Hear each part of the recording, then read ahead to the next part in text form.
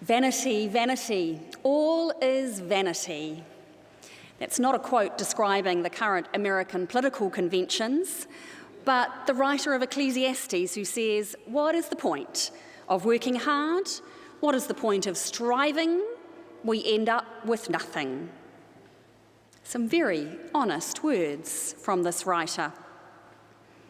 We don't know who wrote the book of Ecclesiastes, but it's a collection of sayings and musings from an unknown author sometime in about 200 BC. The author talks backwards and forwards about the challenges of life, and his most famous passage is, "For everything there is a season, a time to be born, a time to die," and so on. In this piece we heard this morning, when he uses the word translated as vanity, it doesn't mean being vain, as in, don't I look gorgeous this morning? It means how insubstantial things are, how they're made of nothing, like all my efforts were in vain. I think it can surprise us sometimes how honest biblical writers are about life. He's not saying at all, everything will be all right because God loves you. We kind of expect the Bible to say that. He's saying, life sucks and I'm getting nowhere. And he doesn't kind of come around to change his mind. Later on, he says, eat, drink and be merry because we've worked for it and who knows what's going to happen, so let's enjoy it while we can. It's also not a phrase that we really expect to read in the Bible, eat, drink and be merry. But both Ecclesiastes and Isaiah have it. And it pops up again in our gospel reading. Jesus is preaching, we're told, to a crowd of thousands, and a bright soul pops up, wanting Jesus to solve a family dispute. Rabbis like Jesus were often called upon to solve disputes or to sit in judgment in the community, and so that the question, in a sense, is not a surprise. And he asks for Jesus to rule that his brother should share his inheritance with him. In Mosaic law, the eldest son of the family got double what the rest of the sons got, and of course the girls didn't get anything.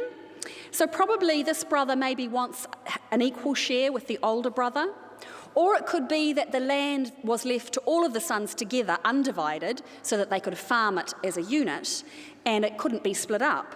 So maybe the son wants the land sold. Think the prodigal son asking his father for his inheritance before the father died. But of course, if the plots of land were small, then selling them would mean they became unprofitable. And Jesus, of course, is known for changing the rules or even breaking them. So the younger brother, I think, is hopeful that Jesus is going to be on his side. But Jesus declines to be drawn in and instead gives a very strong rebuke in the form of the parable we've just heard. A rich landowner has a bumper crop, not a lot to do with his own skill probably, more to do with the weather, no hail like this morning, and the skill of his workers on the land. But plenty of farmers in Jesus' audience would have been pleased to have this problem, what to do with this amazing crop. And as the landowner reflects, he says, I and me all the time. He never seems to be thinking about those around him. He says, I will pull down my barns and build bigger ones to store my grain. And then he says, I will eat, drink, and be merry. So while he can quote Ecclesiastes, eat, drink, and be merry, he's clearly forgotten the words of the prophets, like when Isaiah said, you who join house to house, who add field to field until there's room for no one but you are left to live alone in the midst of the land. Those who only look after themselves to the exclusion of others will end up alone, Isaiah says. Of course, in these biblical times, people live very much in community. The concept of individual ownership didn't really exist as we have it today. And even if a landowner owned a farm, the decisions made about the farm were made in community, thinking of the workers and those whose lives depended on it. Otherwise, Isaiah says, you will be left alone. Which is indeed what happens to the man in the parable. He's happy, his barns are built, he can relax.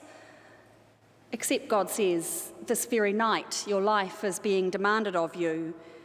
And the writer uses the same phrase that you would use for a loan being recalled from the bank. Your life is being demanded of you. You've got to pay your loan back. What use then is all your stuff? Now, I would love to hear some sermons from the US today on this passage, because it would be very easy to pivot to Donald Trump, equating him with the man in the parable, building bigger barns and keeping it all for himself. I'm sure some of my clergy colleagues in the United States will be tempted to do that. And we could do that too, paint the big picture of the big bad person over there. But then, of course, if we do that, we escape looking at ourselves. For those of us who have the privilege of enjoying lots of stuff, our clothes, our furniture, our books, our cars, our homes, these are challenging words for you and for me. What is our attitude? Are we hoarding like the farmer in the parable? Or can we sit lightly to what we own? Jesus says at the end of this piece, he says, instead of storing up treasures for yourselves, be rich towards God. But what does that mean? What would being rich toward God look like? Well, if you think for a moment about some of the readings we've had over the last few Sundays, I think we've been given some clues about that. 3 Sundays ago, the reading was the Good Samaritan, compassion and care for our neighbour, especially our neighbour who might be different from us. A couple of Sundays ago, the story of Mary and Martha. Martha, Jesus said, you're distracted by many things, perhaps by many possessions. He encourages Mary, who chose to listen. So maybe listening is part of it.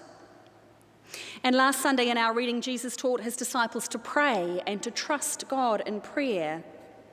So it's like Luke has lined up all these passages to give us some clues when we get to this very challenging parable. And just so you're forewarned, it gets worse next week when we're going to be told to actually sell all our possessions.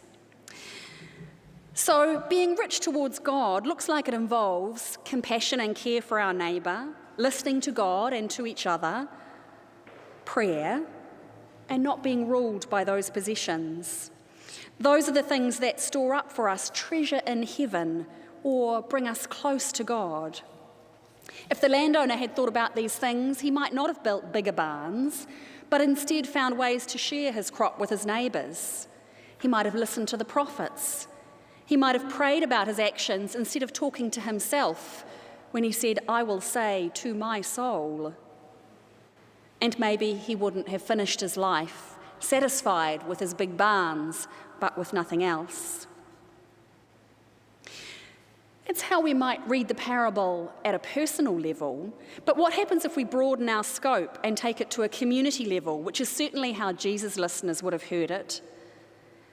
As we worry about homelessness in our community and the need for more houses, how do we look at the unitary plan for Auckland that's just been released and the need for denser housing? Do we say, well, yeah, that's a good idea, but not in my backyard? Or do we embrace the changes, knowing that they will mean people have more access to housing?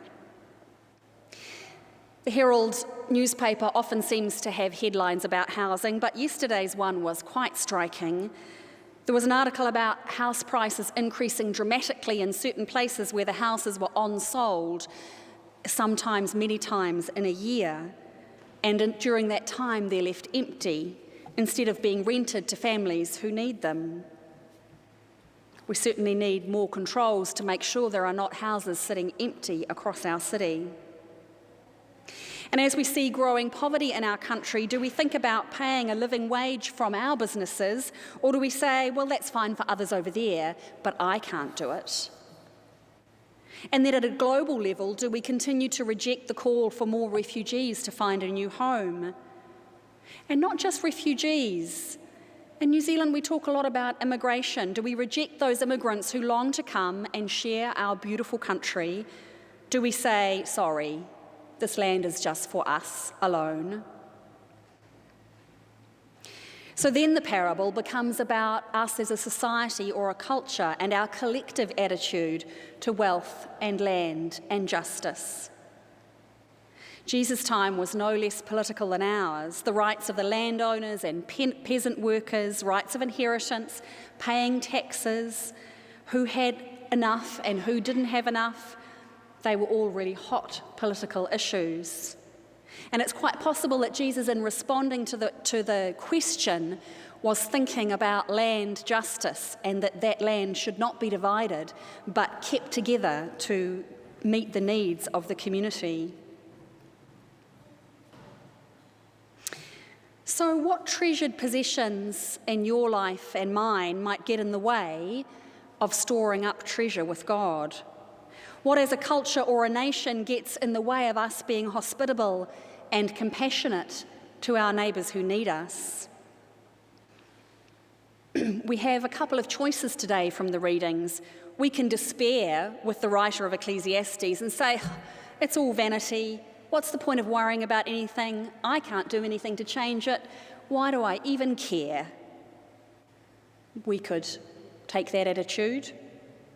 Or we can be challenged by Jesus and face those questions. What are the riches of my life? What really matters? What motivates me? And then we can really think about how best can we go about sharing all the amazing blessings that we have.